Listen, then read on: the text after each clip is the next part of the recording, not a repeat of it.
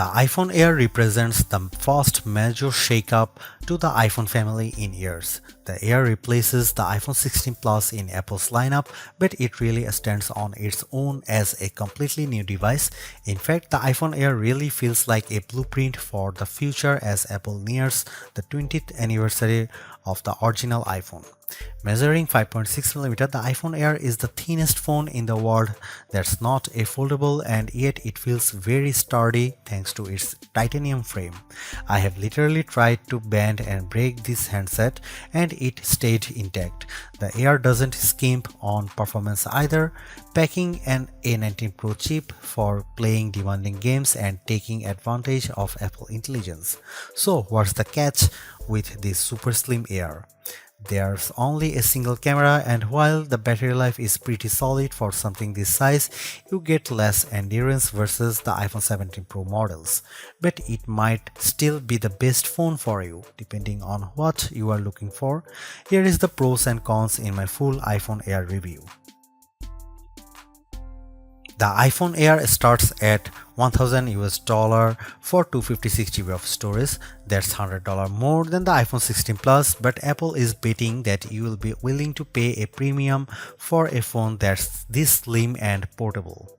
There is just one problem. The iPhone 17 Pro starts at $1,099, which is just $100 more for a phone with triple cameras, a bigger battery, and an A19 Pro chip with an extra GPU core and vapor chamber cooling for better sustained performance. So you should really think about whether this stunning design is worth it. The iPhone Air has a release date of September 19. The iPhone Air is so thin and light that you are worried for its safety when you see it from across the room, but you will feel reassured when you put it in your hands. Measuring just 5.64mm thin, the iPhone Air edges out the Samsung Galaxy S25 Edge for the thinnest phone we have tested. The Air is so thin, in fact, that you might forget it's in your front pocket. Well, the whole device isn't this thin. The plateau or camera bump runs across the top of the device and jutes out. At least it doesn't wobble on a table when you press down.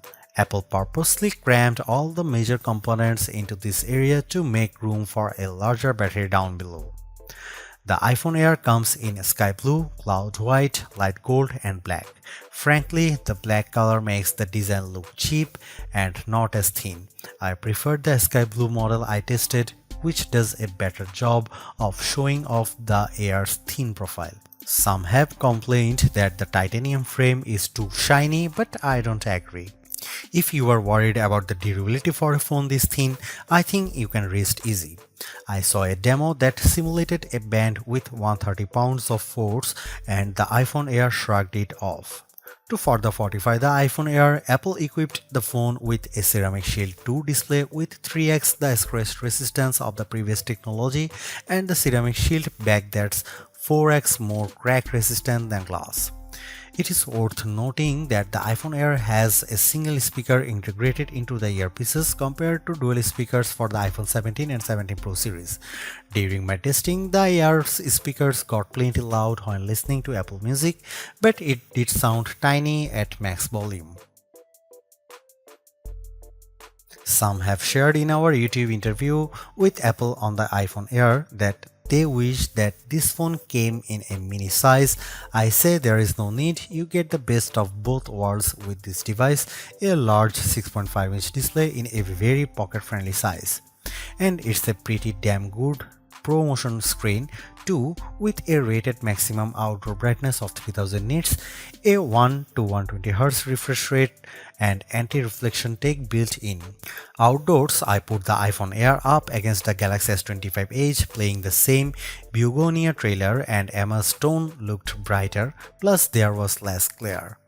The iPhone Air didn't perform quite well as in our lab testing, covering less of the DCI-P3 color space and turning in a slightly worse Delta E accuracy score.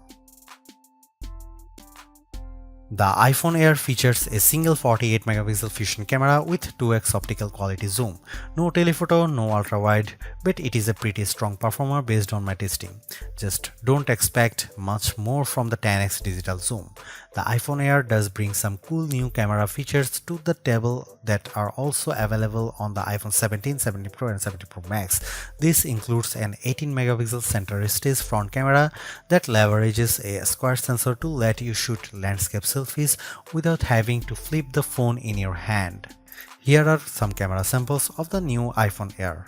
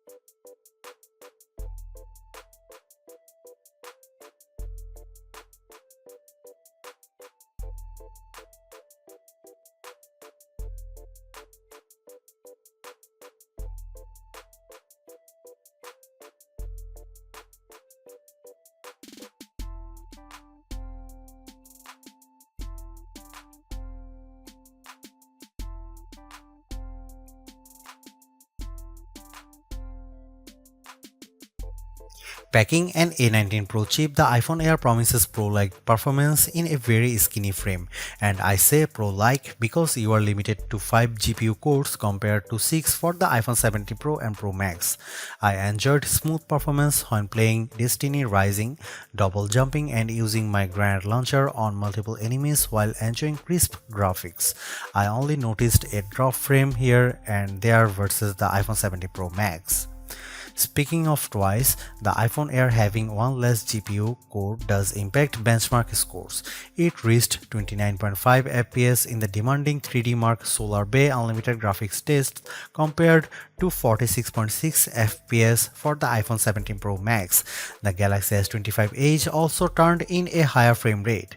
On Geekbench, which measures overall performance, the iPhone Air beats the Galaxy S25 Edge and it finished our video transcoding test 20 seconds faster. How about sustained performance? To test that, we used the 3D Mark Wildlife Extreme Stress Test, which simulates gaming for about 20 minutes. We ran it once and recorded the result, then did a second run right after that to really stress test these phones. The iPhone Air performed quite well, with stability score that beat the Galaxy S25 Edge by a fair margin in both rounds. More surprisingly, the iPhone Air turned in cooler temperatures than the Pro Max when we measured the back of the phones using the laser thermometer in 5 locations and averaged the result, though the S25 Edge was even cooler. Here's the big questions on everyone's mind. How good or bad is the iPhone Air's battery life? Apple claims all the battery life, but we decided to put that to the test in a couple of ways. First up was our battery test, which surfs the web over 5G at 150 nits of screen brightness. The iPhone Air turned in a decent 12 hours. That's nearly a half hour better than the Galaxy S25 Ultra, and the regular iPhone 17 lasted 45 minutes longer. However, the iPhone 17 Pro Max lasted over 5 hours longer than the iPhone Air, so if you really care about endurance, the choice is clear. I also compared the iPhone Air's battery life versus other phones when streaming the same YouTube video over Wi-Fi for 5 hours at 50% screen brightness. The iPhone Air was down to 81%, which is better than the Galaxy S25 Edge's 67%. Note that Apple sells a $99 MagSafe Battery Pack for the iPhone Air that's designed to deliver 65% more power. The iPhone Air puts most of its components in the plateau towards to the top of the device, and this is the area that got fairly warm during my testing. For example, after playing Asphalt Legends for 10 minutes, I measured this area and it got as hot as 106 and 109 degrees. Playing the same game on the iPhone 17 Pro Max, the temperature was in the 96-degree range. When performing other tasks, the iPhone Air mostly kept it cool, so your results will depend on the apps you are using. I am torn about the iPhone Air as its remarkable piece of engineering. This design is amazingly thin and light, and Apple deserves serious credit for making it so durable. It feels so strong, I don't think I would bother with a case. I also like how well the iPhone Air performs. No, it doesn't have the graphics might or sustained performance of the iPhone 17 Pro or Pro Max, but it's faster than the Galaxy S25 Edge and remains fairly cool under pressure, and it offers better sustained performance than Samsung's slim phone. However, I don't like the shoppers have to give up both an ultra-wide lens and telephoto zoom with the iPhone Air. At least Samsung gives you an ultra-wide camera that enables macro photography, but the iPhone Air's main 48 megapixel camera is very good overall.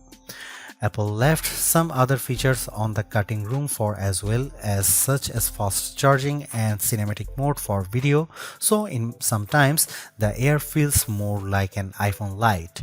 Overall, I think the iPhone Air is worth buying for those who want a super slim phone that's very easy to carry, that doesn't sacrifice too much on performance, but you will have to live with some trade-offs if you want something this compact.